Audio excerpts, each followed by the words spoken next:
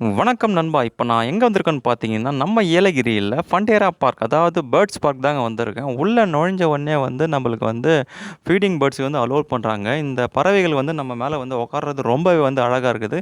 இது மட்டும் இல்லாம இங்க வந்து நெறைய அனிமல்ஸ் அதாவது ராபிட்ஸு, டாக்ஸு, ஹார்ஸு, கேட்ஸ் இந்த மாரி நெறைய அனிமல்ஸ் இருக்குது. இந்த வீடியோல வந்து நம்ம லாஸ்ட் வரைக்கும் பார்க்கலாம்.